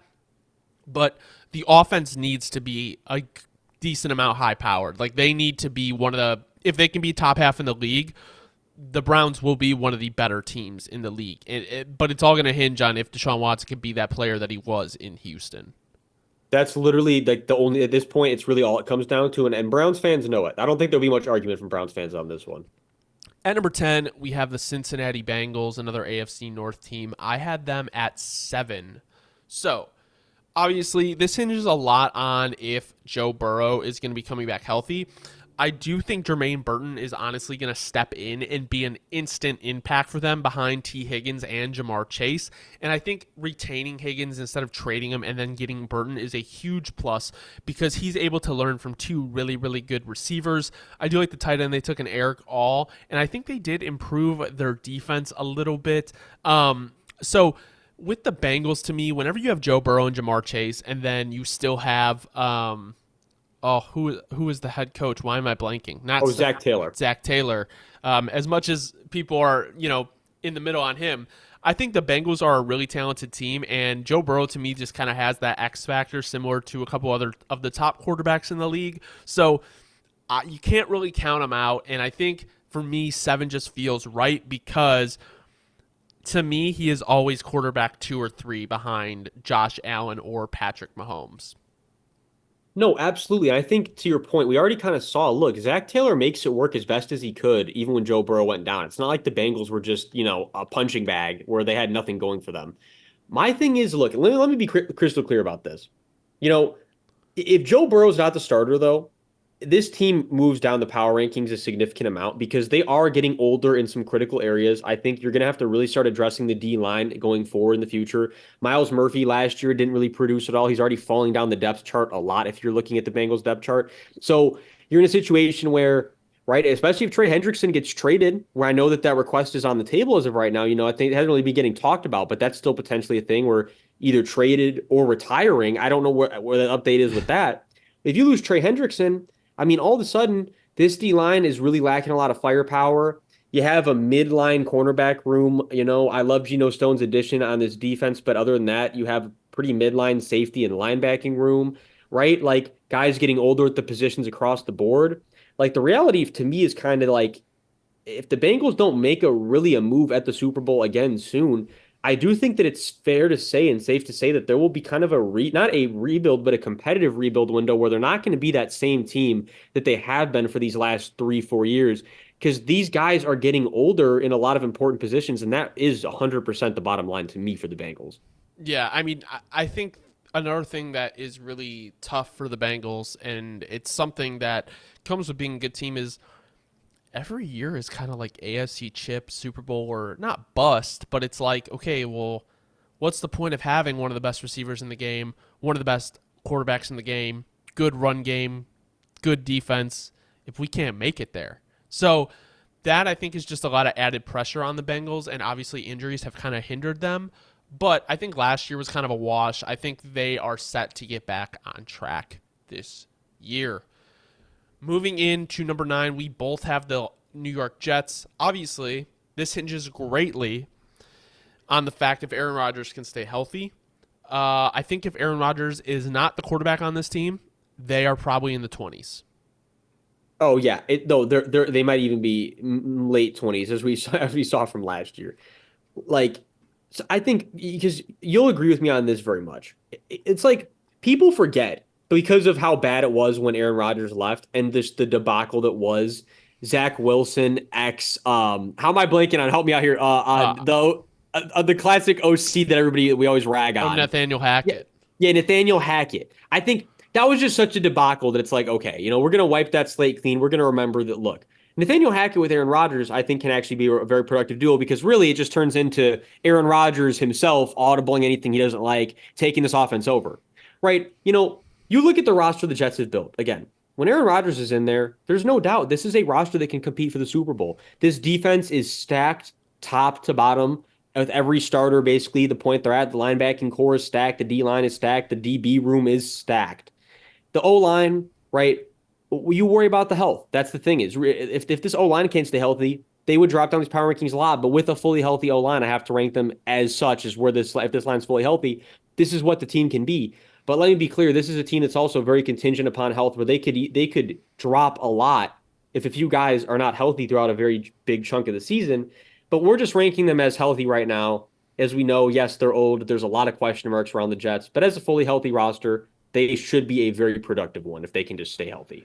Yeah, I think the biggest thing too is the upgrades on the O line and even in the receiving core, regardless of what you think of Mike Williams. And I'll go back to your point before I get into this. Health is the number one issue with this team. So Mike Williams injured. Their offensive line we know is injured often. Aaron Rodgers was injured last year. So if Mike Williams can stay healthy, Malachi Corley can be a decent addition for them as a wide receiver 3, even wide receiver 4, and Tyron Smith and Morgan Moses both stay healthy. And, if they miss a game here or there and Olu's got to hop in, like, they're good. Like, the defense has never really been the issue or concern with this team. But at the same time, like, if the offense can't produce, we're going to see a thing where, okay, well, Robert Saleh has not been able to get it done, and they have a very, very talented unit, and we know it's not necessarily been the defense, but his hiring Nathaniel Hackett, like, we know that outside of working with Aaron Rodgers, it's kind of like the Adam Gase with Peyton Manning thing. He's not really that good. So if Aaron Rodgers can stay healthy and he can do his thing, the Jets are definitely an AFC championship contender, even a Super Bowl contender, but it all hinges on Aaron Rodgers and if he can stay healthy. And I know that's like a thing for every single team if their starting quarterback can stay healthy, but I'm not even talking about the team making the playoffs. I'm talking about the team even not collapsing. No, like literally, the Jets are in a very unique situation where, yeah, to your point, they don't make the playoffs. There's just really no other way to look at it at this point. They are probably going to have a really clean slate, just sweep with the coaching staff, which is unfortunate when you see the defense playing this well. But again, the bottom line is when you're a coach and you make decisions, you're always going to be accountable for them. And all these hirings he has to be accountable for. It's going to be very interesting to monitor the Jet situation going forward here because there are so many contingencies, so many question marks on the table. Will be very interesting to monitor them. All right, Dobbs, you want to go into your top 8? Yes, sir. All right, to kick it off here at number 8, I got the Dallas Cowboys. Number 7, Miami Dolphins. Number 6, Houston Texans. Number 5, the Philadelphia Eagles. Number 4, Detroit Lions. Number 3, Baltimore Ravens. Number 2, San Francisco 49ers. And then number 1, to nobody's surprise, the Kansas City Chiefs. At 8, I got the Rams. We already talked about them. 7, we got the Bengals. We already talked about them. 6, the Ravens, 5 Texans, 4 the Eagles, 3 the Lions, 2 the 49ers, and number 1 the Chiefs. So, starting at number 8, you have the Dallas Cowboys. I have them all the way at 15. My issue with them is I don't like I did not like their free agency class. Their draft class was just okay. They lost a lot of players. They have to repay. They have to pay CD. They're going to have to pay Micah. They're going to have to extend Dak. I just feel like there's so much going on in Dallas, and they didn't get anything done last year, that I'm expecting a down year from them, and I do not expect them to be nearly as good of a team as they were last year. No, see, I think it's a great point where if we're again, especially if we're considering the future of how that they have to kind of go about things, like yeah, the Cowboys have put themselves into a tricky situation. I just ranked them immediately on like how the talent was this year, but all the points you're making are very valid and like they do have a lot of question marks going forward, like how they're going to handle contract situations and how they're going to keep a lot of stars that they have currently on the roster. So let's just start with this though. If Tyler Guyton doesn't pan out, especially this year, if he has a really rough rookie year, and Cooper Beebe isn't the instant starter that I'm sure that they were hoping that he was when they drafted him. Well, yeah, the bottom line is this O-line could be a big issue very early on and throughout a majority, if not the entire season. And again, we're high in the receiving core when you include CeeDee Lamb, but you take CeeDee Lamb out of the equation, the receiving core is definitely a unit that's getting older and it's not, right? It's not the top dog unit or one of the best units that it was a couple seasons ago. And I think, more than anything else, right, they have a good DB room, but it's also a DB room that we've seen can be relatively inconsistent, right? Guys that have most of the time great game, but then right when you need it least, they are getting torched. And you could say that about a lot of DBs, obviously, but the Cowboys specifically, it's just been a trend with them. Again, you love the D-line situation, but on top of loving the D-line situation, like you said, they're going to have a lot of guys are going to have to figure out how to pay him. There's going to be a lot of moving parts soon enough.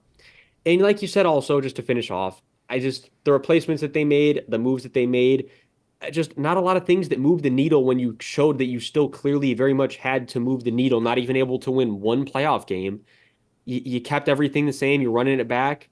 At the end of the day, I can't rank them much higher than I had them because, yeah, I still think they're a good roster, but they haven't shown the ability to move past just being a good roster. Well, also my thing is like if you take out CeeDee Lamb, like Brandon Cooks did not have that great of a year last year, and your running back one is Zeke Elliott. So I don't understand how you're going to establish the run game. The O-line is a question mark. I don't know. I just don't trust. And Dan Quinn is really what made this defense so good. That's a great point, though, yes. And I just don't know what it's going to be like without it. So I just don't trust the Cowboys this year. I don't really trust them any year. I trusted them more last year than a lot of years, and they disappointed, like always. So I don't know. There's just so many questions about this team, but also no questions at all because you know what's going to happen. Isn't that the funniest thing? Every year there's so many questions, but they've just never, Cowboys fans, I'm sorry, until the narrative gets broken, we have to joke about it. Like, there's so many questions, but it's the same answer every time. Number 7, you have the Miami Dolphins. I have them all the way in 18, so maybe that's the farthest I have them apart from you. Here's my thing. We saw what happened in the playoff game versus the Chiefs, and I understand it was very, very cold. They lose Vic Fangio. Obviously, they get a new defensive coordinator. I don't understand, realistically, how this team is any better than they were last year. See, my thing is, I just think, like, look, I understand exactly where you're coming from.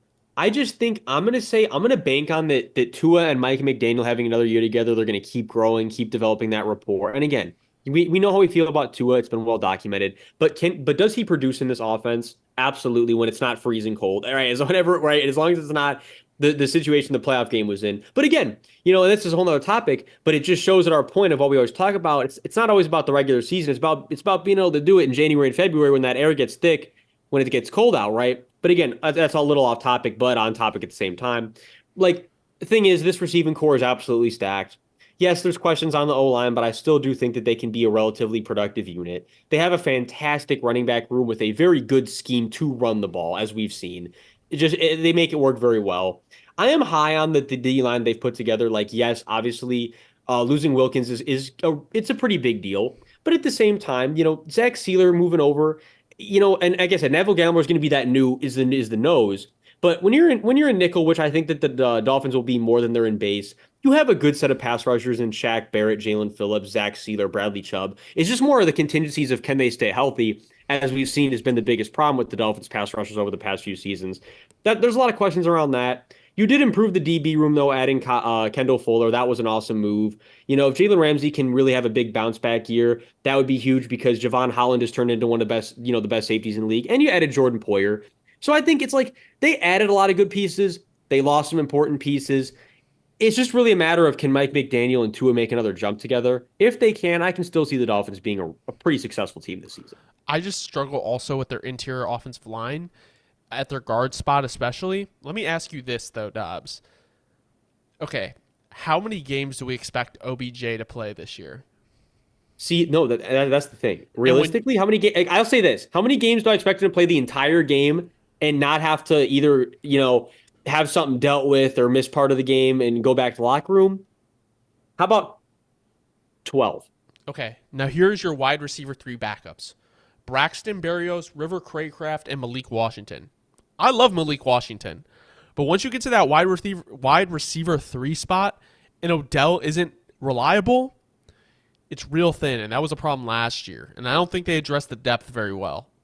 No, that's 100% a fact. That is absolutely is definitely one of the biggest things. Is look, Malik Washington, stay healthy the whole year for these Dolphins because as you and me have harped on, I love Malik too. I think he can actually be a very big part of this offense very early on because of how much attention that Jalen and Tyreek are going to demand, as they always are going to demand. If he can come in here, well, and OBJ too, though, if OBJ can stay healthy, I can see OBJ kind of having a real nice resurgent season because of the fact that he's going to be demanding essentially the least amount of attention outside of Jonnu Smith. But again, it's like that's the point is whoever the slot is going to be, they just got to be healthy and ready because there's going to be a lot of opportunity for whoever is the slot. Would be a very nice resurgence. Moving into our next team, you have the Texans at 6. I have them at 5. Honestly, one of the best off seasons in the league, in my opinion. You get Danielle Hunter, you get Stephon Diggs, you add, Danico Autry, and even adding like Kamari Lassiter in the draft. I think they are a team that overperformed like hell last year. And if CJ Stroud does not have a sophomore slump and the coordinators aren't able to figure him out, this is a team where, to me, they are Super Bowl contenders. No, that's the thing is it's just the reality is, I think the biggest thing where I'm very surprised again that the Texans didn't re-sign him. The biggest loss for me is that they didn't re-sign Blake Cashman, who I thought was a huge part of this defense last year. Very surprised about that. The linebacking core is really the only area you could say took a bit of a hit. But again, realistically, in the modern NFL, you can afford to not have the best interior backers if you have everything else filled out, which is basically with the situation we're at now with the Texans, where they have everything else figured out. And again, if Christian Harris can make a big jump, Azeez Al-Shaair can come back and play how he played in that DeMeco Ryans defense, as we've seen before, how productive he can be in this defense, well, then all of a sudden losing Blake Cashman is not that big of a deal, right? And it's like you have everything else so well built out. Danielle Hunter coming here to complement Will Anderson Jr., or vice versa, depending on how you want to look at it, because they're both going to be super high productivity, super high ceiling, still players on both sides. It's really a matter of who's going to outproduce the other. That's a good problem to have. They're both going to be super productive, and they're both going to help out on whoever's playing on the interior. Again, maybe the other outside corners are a bit of a question mark. I think Kamari's going to probably be the slot guy for them. But, however they want to go about this, they have solid depth relatively, and the cornerback room, they'll be able to figure it out. The O-line's coming together. You added good pieces.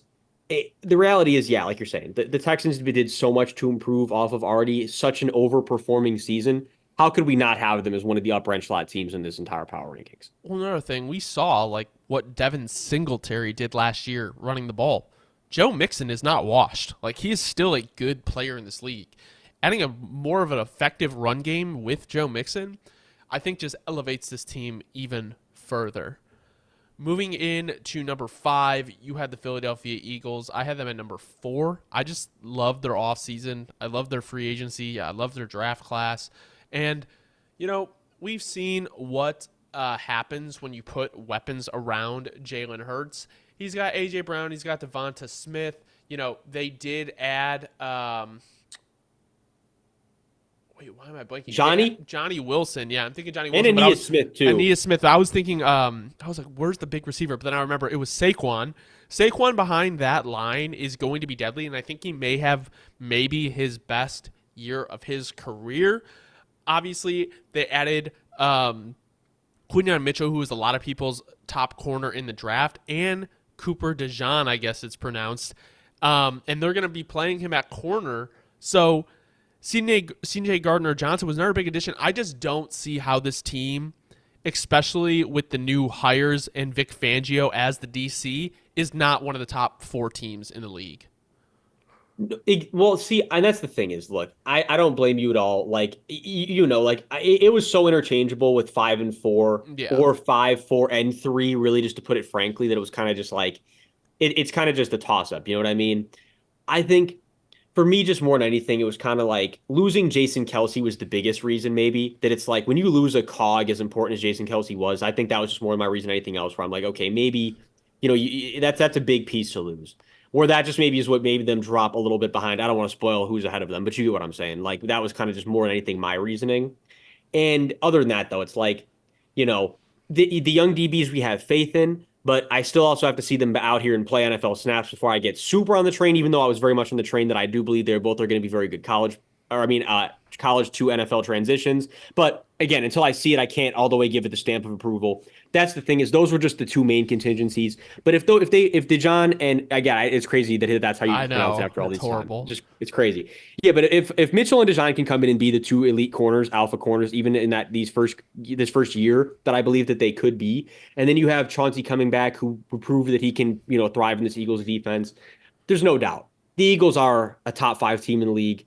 And that's really just the only way you can. I mean, that's really the bottom line of the Eagles. Like they have so much talent. You added Vic Fangio. You gave Jalen more weapons. Saquon Barkley behind this line. There's a lot to look forward to if you're an Eagles fan. So, yeah, I think the biggest thing for me, too, is it's just they have been at the top of the line. And I think the Eagles are one of those teams that they recognize their weaknesses and they address them immediately. I mean, Howie Roseman has consistently been one of the best GMs in the league. So I fail to see how they have a worse year than they did last year. Moving in to number 4, you have the Detroit Lions. I had them at number 3. So obviously they improved. I think the cornerback room is still a little bit something that they can work on, and it's not a glaring issue. I think the biggest issue for them is probably like edge 2. But overall, I mean, like, how do you pick apart this team? I mean, I think they could have added to the wide receiver room a little bit, but overall, like, just one of the most solid teams in the NFL. No, yeah, and they also made so many good additions this offseason. It's like more than anything else, the reason that I don't have them above who I have at 3 is just because, again, with the coaching staff pedigree and a little bit more just pedigree reason, I had the team at 3 above this team. But in terms of roster talent, they're literally right there with anybody else that's ranked above them, if not even potentially higher. Like if you look at the offensive side of the ball, it is just absolutely stacked. And then the one position where you're like, maybe it's not stacked at with Jamison Williams. Well, we know Jamison Williams has just had to actually be out here and stay healthy consistently, and Jamison Williams still has super, super big potential. We haven't even gotten to really see him thrive in the role that the Lions had planned for him yet, right? So there's still a lot of potential there. You're stacked out on the O-line. Sam Laporte is already one of the best tight ends in the league. Jared Goff's playing fantastic ball. Jahmyr Gibbs is the gadget, amazing running back that, I don't want to say gadget, but you get what I'm saying. You can do a lot of things with them. Gadget sounds disrespectful, but I mean, he's a versatile tool. And then on defense, yeah, you probably want a little bit more depth on the edge, but minus that, you also maybe Jack Campbell's got to make a big jump this year, or else you still feel like the linebacker room is a little bit lackluster. But that's a minimal problem to have. And outside of that, this team is absolutely stacked. 100%. With a great head coach. They're in a fantastic situation. Yeah, I think my main worry comes next year for them if they do end up losing Ben Johnson. And I think with the energy of this team, it kind of becomes hard to poke holes because you know that they are like a best player plays the game, and like even like players that aren't maybe the greatest in the league overperform because of the culture that they have there. I do really think wide receiver 3, they could have benefited from going and getting somebody, But at the end of the day, they really did address that corner room with Terrion Arnold and Ennis Rakestraw. So I can't really knock them too much. Number 3 for you, you have the Baltimore Ravens. I have them at number 6. Why are you so high on the Ravens this year? I think my thing is why. All right, look. So why I'm so high on the Ravens? Let me be clear. Like, right, losing Mike McDonald could be much bigger of a loss than I have it slated to be, and it could end up where it pushes them down much more to like that range where you have them. That might be where they finish at the end of the year, right? But as of right now, it's just kind of like I look at the Ravens. Especially from a grading standpoint, you look at how everybody on their roster finished, you look at how well-rounded they are. They are probably the most well-rounded roster in the league, where they really don't have any position group where you can be like, yeah, they're really short, they're really barren of talent. Like they have and I mean every position group with at least solid starters in place. You could question depth in certain areas, but as far as if they have their starters on the field and they can stay healthy, which again, let me be clear, has been a problem for the Ravens traditionally over these last few seasons. So it's not like that's just a guaranteed like, oh, they're gonna have a great season. Because as we've seen, that health can be a huge issue for the Ravens. But I think if we take health aside and I just take it at face value, what I have right now in a fully healthy roster, they really don't have any weaknesses. You have Lamar Jackson, you have Derrick Henry. It's like this is a loaded team, and it's like that's just the bottom line. They are loaded. They have good depth, mostly at every position group. That's just really the biggest reason I had them at number 3. Yeah, see, I still think they're obviously a top 6 team. I just struggle with how their playoff game went, and to me, the Ravens are starting to become a team where, regardless if you have a lot of talent, I just see them as a team where it's like, I don't know if I believe in you to go all the way. Like, a big issue through Lamar's career has always been wide receiver room. And after they lost OBJ, it's like, well, this is kind of the same thing that we've been dealing with. And you sign Matabike, yes, I get it. And I do like Nate Wiggins as an addition. They addressed the corner room, which was definitely a need to be addressed. But I just don't understand where this team becomes better than the top contenders in the AFC. That is really my struggle. Because to me, I'm taking the Bengals, I'm taking the Chiefs, and I'm taking the Texans all over the Ravens at this point. See, I don't blame you for that either. I think I'm just going to look at it more like glass half full, where it's like the Ravens essentially beat themselves last year versus Yeah, the that's Chiefs. fair. You take away a couple, crucial, stupid turnovers. They very well could have won that game, and we could have, as obviously hypothetical, but maybe they could have been Super Bowl champs. So it's like I'm just looking at it a little bit more glass half full. But don't get me wrong, I completely understand what you're saying as well. Well, at number 2 and 1, we have the same teams, and I honestly don't think they're going to take very long because what else can you say? Yeah. I think the 49ers will probably take a little bit longer. I think the reason we both have them too is because we need to see them get it done. They could very easily be number 1 if they would have won the Super Bowl last year, Oh, for especially because sure. of how they've improved in the draft and free agency. But both teams did that, and I'm going to take the quarterback who has 3 rings at this point. So 49ers, obviously, they add Ricky Pearsall at the end of the first. Great addition to their wide receiver room. Rick, Rick. They add Malik Collins as well. So they drafted Renardo Green. So they did address the cornerback room, which they desperately needed to do. And I think, obviously, Purdy will get better as he has been. I also think there is a chance that kind of coordinators kind of figure the system out a little bit more. But we know Kyle Shanahan's one of the best play callers in the league. The defense is good. The offense is really good. I would like to see what's going to happen with Ayuk or Samuel. But overall, I mean, this team should be a Super Bowl contender again this year. Yeah, no, we can keep it short on the last 2 teams because everyone already knows. We already know why they're here. But just to your point, both of these teams improved their rosters a lot. Not only if you're the Niners are you getting Hufanga back, but then Jair Brown, who replaced him, was playing fantastic ball for a rookie. So now you're coming to a situation where you get your main guy back, but you also get a guy who's playing really good ball also. So your safety room is looking awesome. The linebackers, again, Fred Warner tops off a great room, but then you added Devondre Campbell, who we've seen can be an all-pro level linebacker, a guy who, if he has a resurgence, I mean, this defense is just absolutely stacked out. Again, one of the more underrated additions that they made, I'm going to keep harping on it. Isaac Yiadom from the Saints. He played fantastic ball for us last year at corner. He's a little lower on the depth chart than I think I can very much see him end up being where him and Ronaldo Green are kind of just taking snaps, switching snaps at that slot role. I would not be surprised at all to see him on the field much more than a lot of people expect him. Regardless, though, Ronaldo Green also a fantastic, addition. Diamador Lador started playing a really good ball over these last couple seasons, performing up to that draft pick. But then to the offensive side of the ball, yeah, you added Ricky to an already loaded receiving room. Apparently now Debo or Ayuk's not even on the trade block anymore. So if you're a Niners fan, you're ecstatic about that.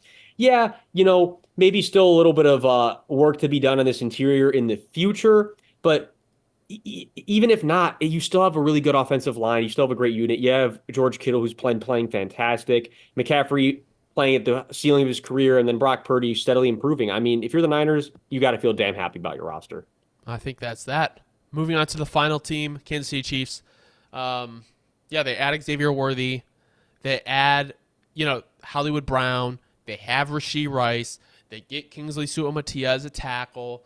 Their corner room is a little scary, but overall, we've seen what Steve Spagnuolo has been able to do with that team. And if Rice does not have a super lengthy extension, this offense is better than last year. It's much better than last year. So I just don't see how this team doesn't repeat. Well, I was going to say, I'm always going to be careful with I don't see it. I agree with you. I think that we very much will see them in the Super Bowl. I know teams are going to be hungry. There's going to be that target on their back, but I agree in a sense of, I think the best way I could say it is, how could you not have them slotted to be the favorite? You know what I mean? Right, how could you not have them slotted to be the favorite after we already know the pedigree of this team? You add so many guys that just fit perfectly into the skill set of what Mahomes has, where they're going to mesh so perfectly.